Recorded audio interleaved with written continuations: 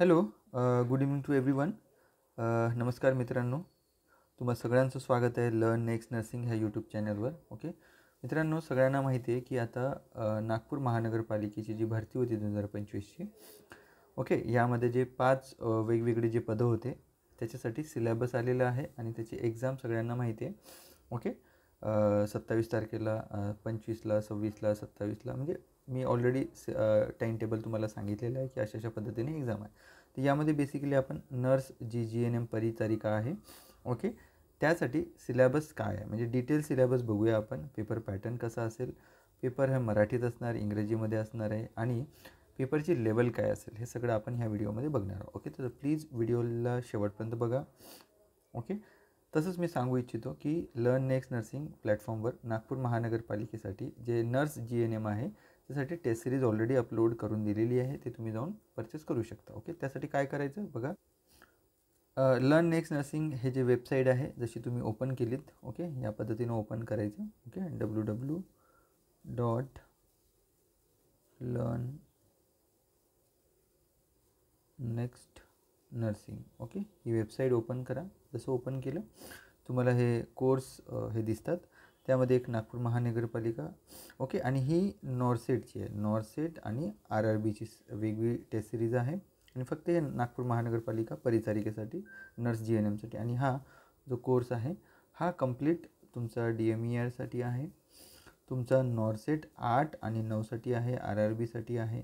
Okay, सगळ्या आणि ESSसाठी. Okay, ठीक आहे, तर ह्या तुम्ही घेऊ शकता. ओके, तर नर्स परिचारिका जी नर्स GNM जे आहे नागपूर महानगरपालिकेचं, याची फीज फक्त 399 आहे. हा कोर्स हा 3 मंथसाठी व्हॅलिडिटी आहे. ओके, तर यामध्ये एक जवळपास 30 टेस्ट आम्ही देणार आहोत. ओके, ऑलरेडी 21 टेस्ट अपलोड झालेले आहेत.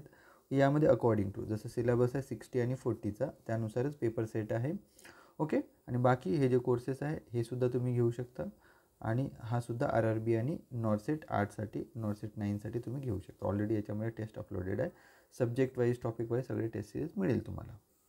आता सगळ्यांना कन्फ्युजन आहे की सर पेपर कोणत्याही भाषेत असणार आहे. ओके, तर पेपर बघा, सगळ्यांना सांगू इच्छितो 100 MCQ येणार आहेत. ओके, 100 MCQ येणार आहे. प्रत्येकाला 2 म्हणजे असे 200 मार्काची एक्झाम होणार आहे.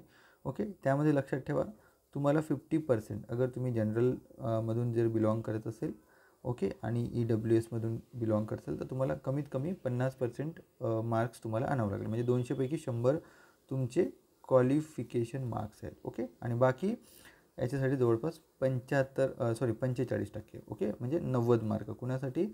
OBC म्हणजे मागासवर्गीयांसाठी, SC ST SBC सगळे यांच्यासाठी. ओके, तर 50 आणि 45चा हा क्रायटेरिया असेल. म्हणजे एवढे मार्क आले तरच तुमचं सिलेक्शनसाठी तुम्ही पात्र होऊ शकता. ओके, जसं की इथेमध्ये दिसतं तुम्हाला syllabus for post that is GNM.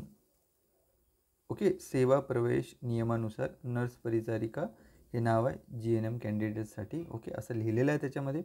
मला माहिती आहे इथे BSc कॅन्डिडेटनी पण फॉर्म भरलेला आहे. ओके, डेफिनेटली तुम्हालासुद्धा एक्झाम द्यावायला मिळणार आहे. जसं की आपण फॉर्म भरतानाच म्हटलं होतं की हे तुमच्या रिस्कवर तुम्हाला फॉर्म भरायचा आहे. ओके, की जसं ZPमध्ये झालं होतं की नाही फक्त ANMलाच घेतलं, GNM आणि BScला घेतलं नाही. तर इथे मे बी पॉसिबिलिटी आहे. बट माझं असं म्हणणं आहे की जर तुम्ही BSc असाल, GNM असाल आणि तुम्ही फॉर्म भरला असेल तर डेफिनेटली तुम्ही एक्झाम द्यायची. ओके, जर तुमचं सिलेक्शनमध्ये नाव आलं तर ते तेव्हा बघता येईल. ओके, कारण हा सेम पॅटर्न हा तुम्हाला DMERमध्ये सुद्धा बघायला मिळू शकते. हे तुमची एक सराव परीक्षा होऊ शकते बाकी जे BSc कॅन्डिडेट आहे त्यांच्यासाठी. ओके, तर डेफिनेटली तुम्हीसुद्धा एक्झाम द्यायला पाहिजे. तर यामध्ये आपण जर सिलेबस बघायला गेलं तर 15 MCQ. सगळ्यांना माहिती आहे की एक मराठी आणि इंग्रजीचे 30 MCQ येणार आहे. याची लेवल ही 12वीची असणार आहे. ओके, 12वीची लेवलसुद्धा म्हणजे 12ची लेवलसुद्धा थोडीशी डिफिकल्टच असते. त्या अनुषंगाने मी सांगू इच्छितो तुम्ही 8, 9, 10मध्ये जे ग्रामर शिकलात त्या पद्धतीनं, जसं की सर्वसाधारण शब्दसंग्रह, वाक्यरचना, व्याकरण, याच्यामध्ये संधी, अलंकार, ओके, कर्म, कर्मणी वगैरे हे सगळं तुम्हाला, आणि म्हणी, वाक्यप्रचार, अर्थ, उपयोग याच्यामध्ये, आणि याच्यामध्ये उतारा येणार आहे. उतारा एक असा साधा उतारा येणार आणि त्यावर MCQ विचारणार. ओके, तर ह्या पद्धतीनं तुम्हाला प्रॅक्टिस करायची आहे. ओके, आणि इंग्रजीमध्ये काय येणार आहे? Vocabulary, okay, sentence structure, okay, sentence बनवा, ग्रामर येणार आहे. त्याच्यामध्ये होऊ शकते की तुम्हाला काय म्हणतो सिनोनाइम्स आणि अँटोनाइम्स. ओके, हे जे विरुद्धार्थी शब्द आणि समानार्थी शब्द ग्रामरमध्ये विचारू शकते. सोबत तुम्हाला होऊ शकतं की जस्ट लाईक पास्ट टेन्स किंवा प्रेझेंट टेन्स, फ्युचर टेन्स विषयी questions, verb, okay, adverb, change the voice याबद्दल क्वेश्चन येऊ शकतं ग्रामरमध्ये.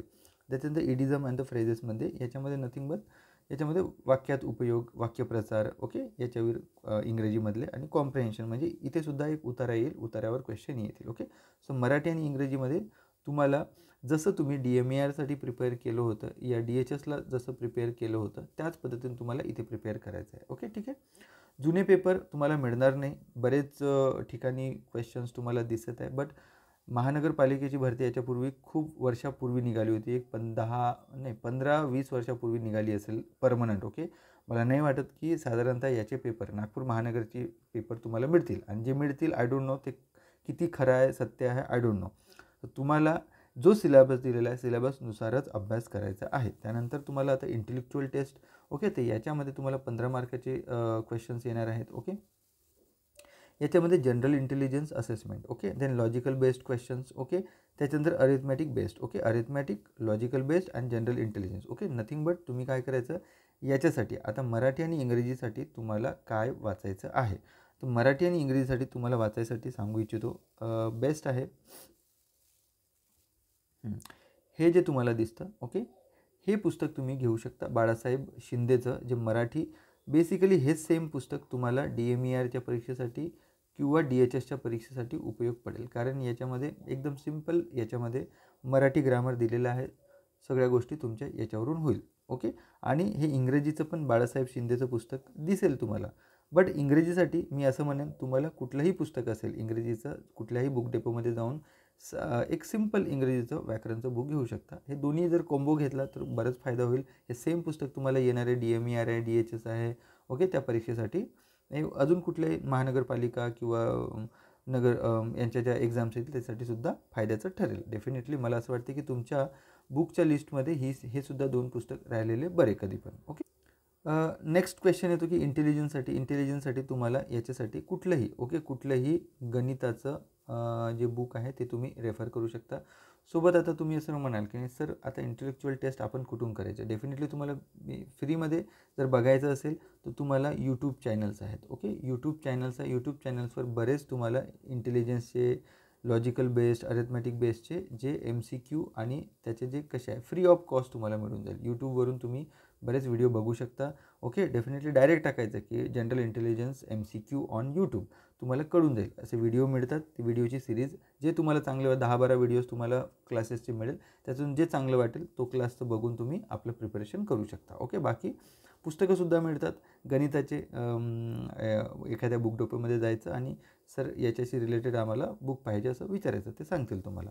तर जनरल नॉलेजचं काय, जनरल नॉलेज हा खूप वास्ट टॉपिक आहे, खूप वास्ट आहे. किती काही वाचाल तरी जनरल नॉलेज संपणार नाही. 15 MCQ येणार आहे, याची पण लेवल 12वीची असणार आहे. तर तुम्हाला पहिल्या वर्गात ते 12वीपर्यंत जे तुमचं जनरल नॉलेज आहे, म्हणजे याच्यामध्ये हिस्ट्रीमध्ये जे क्वेश्चन्स आहे, त्याच्यानंतर जॉग्राफीमध्ये इंडिया आणि महाराष्ट्राची जॉग्राफी तुम्ही व्यवस्थित करायची. ओके, महाराष्ट्राचं क्षेत्रफळ किती, इंडियाचं क्षेत्रफळ किती, नद्या, शिखर, पर्वत, त्याच्यानंतर त्याचे जे राष्ट्रीय उद्यान. ओके, हिस्ट्रीमध्ये तुमची महात्मा गांधींची विषयी, बाबासाहेब आंबेडकरांविषयी, त्याच्यानंतर मुघल हिस्ट्री, त्याच्यानंतर आपली महाराजांची, शिवाजी महाराजांची जी हिस्ट्री आहे ती. ओके, अशा पद्धतीनं तुम्ही मॉडर्न हिस्ट्री तुम्ही करू शकता. ओके, ठीक आहे. त्याच्यानंतर आहे इंडियन इकॉनॉमी, म्हणजे सध्या इकॉनॉमिकल जे रिफॉर्म्स झालेले आहे कसे काय वगैरे त्याच्याविषयी क्वेश्चन येऊ शकते. त्याच्यानंतर structure, organisation, function of village administration. Okay, district administration, state administration, म्हणजे याच्यामध्ये विलेज लेवल, डिस्ट्रिक्ट लेवल आणि स्टेट लेवलचं स्ट्रक्चर अँड ऑर्गनायझेशन, म्हणजे एक सिंपल पंचायती राज, जे आपण पंचायती राज आपण जे शिकलेलो आहोत कम्युनिटी नर्सिंगमध्ये, ते तुम्ही याच्यामध्ये करू शकता. त्याच्यानंतर सोशल रिफॉर्मर्स, म्हणजे महाराष्ट्रातले समाजसुधारक जे आहे. ओके, महाराष्ट्रातले समाजसुधारक. ओके, समाज सुधारक यांच्यावर क्वेश्चन्स बरेच येऊ शकते. DMARसाठी तुम्ही प्रिपेअर केलं असेल ते सुद्धा करू शकता. करंट अफेअर्स म्हणजे लेटेस्ट जे पण गोष्टी घडलेल्या आहे मागच्या 6 महिन्यातल्या 6 मंथ करंट अफेअर्स तुम्ही वाचू शकता. कुठल्याही बुक डेपोमधून बुक मिळेल, 6 महिन्याचे करंट अफेअर्स वाचून घ्या, ज्या घडामोडी झालेल्या होत्या. त्याच्यानंतर relation with neighbouring Pakistan, Sri Lanka, okay, म्हणजे याच्यामध्ये सार्क विषयी वगैरे क्वेश्चन्स येऊ शकतात. ओके, नेबरिंग कंट्रीज रिलेशन्स वगैरे सध्या यांच्यासोबत काय चालतं, म्हणजे जसे की बऱ्याच मिलिटरीचे अभ्यास वगैरे चालतात, अजून बरेच आजूबाजूचे जे देश आहेत त्यांच्यासोबतचे ते. देन ॲग्रिकल्चर अँड रुरल डेव्हलपमेंटविषयी question, geography, social history, climate, district. Okay, हे नागपूर डिस्ट्रिक्टविषयी, नागपूर डिस्ट्रिक्टची जॉग्राफी, नागपूर डिस्ट्रिक्टची हिस्ट्री, नागपूरचं क्लायमेट काय आहे. ओके, त्याच्यानंतर लोकल इश्यूज काय आहे तिथले आणि तिथली स्पेशालिटीज काय आहे, फीचर्स काय आहे नागपूर डिस्ट्रिक्टचे. तर नागपूर डिस्ट्रिक्टविषयीसुद्धा कमीत कमी 3 ते 5 क्वेश्चन आपण धरून चालू शकतो. Okay, Nagpur is very famous कशासाठी आहे, ऑरेंजेससाठी फेमस आहे, तुम्हाला माहिती आहे. त्याच्यानंतर नागपूरमध्ये निरी आहे, सगळ्यांना माहिती आहे, फेमस आहे. त्याच्यानंतर नागपूरमध्ये संघाचं हे आहे, काय म्हणते, सेंटर आहे. ओके, जे संघ